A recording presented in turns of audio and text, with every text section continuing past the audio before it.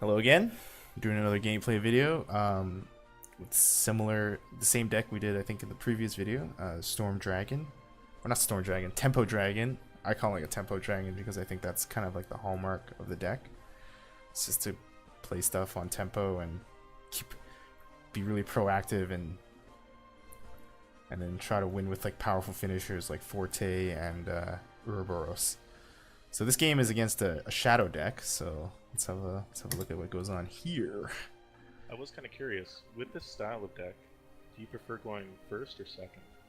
I think I want to go first, especially if I have a one drop. Like I think going first is really important here because you just want to like actually being on the play is really big here. All right. Because if you go 1, 2, 3, it's much harder for them. But if they go 1, 2 on you before you, and it's just you want to be going first. Yeah, I was curious about it because it's not really an aggro deck. No. Just like that. It's kind of like a mid-range. It's more mid-range, yeah. I would say it's mid-range. Yeah, so it's pretty. Yeah, so this isn't. Pretty sure this guy's playing like aggro shadow, just because Lyriel's pretty common in that list. But here I'm just gotta play on my curve. So this was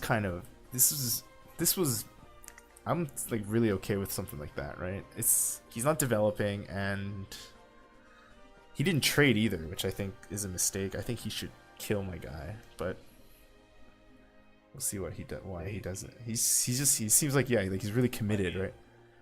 They are on the play, so I can understand. Yeah, and his deck is like aggro, but sometimes tempo is really important, and you gotta yeah. Like if he had done this, it wouldn't open this lineup for me, which I think was kind of an important sequence. Being able to like do this.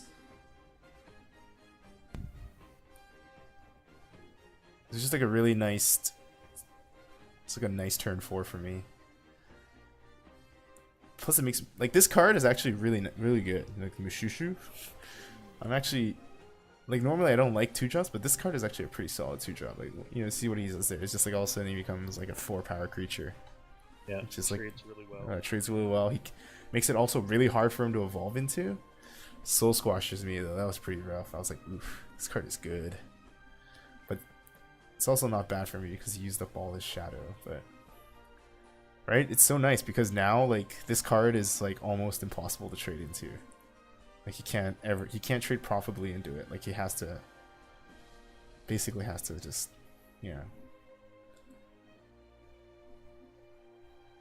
But it is a little scary though. He's got his guy up now.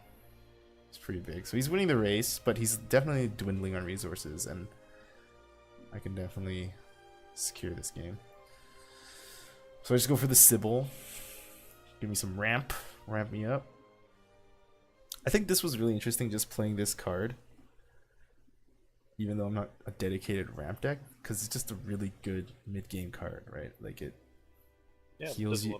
It heals you. It ramps you. It's like it's really good against just this, anything. And it's a well-costed creature too.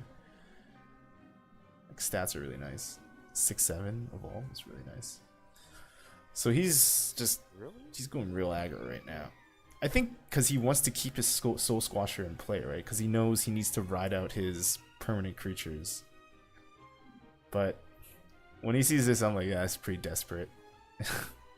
He's being pretty desperate right now, and like he might have like just some burst in hand that I don't know of. Maybe he has like a Cerberus, but I draw another Sybil, which is obviously just a powerhouse in this deck.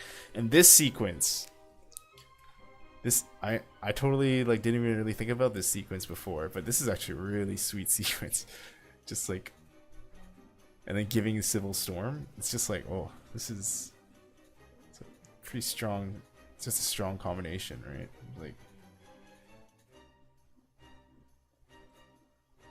Like it does a lot here. And then you heal. It's just like, it's like that kind of that's a haymaker against aggro decks. Like I don't think aggro decks can beat a turn 7 that. But yeah, so then now I just Forte, just Forte that guy down. Yeah, this is really.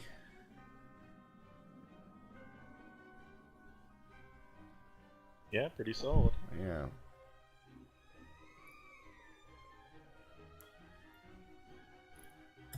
Yeah, that was pretty interesting. Just, yeah, power of tempo, and like I just think a lot of players aren't realizing that they're trying too hard to try to beat. They're trying to out control Dragon, or they're trying to, I don't know. And I think that like, especially against Aggro Shadow, I don't know. Maybe the guy didn't play particularly well, but at the same time, like, he was like still able to apply a lot of pressure, and if you just kind of do a lot of interactions in the early game, like good sequences, it's like it's really hard for aggro to come out of that. And yeah, I just think it's All right, that's it. Thanks for watching.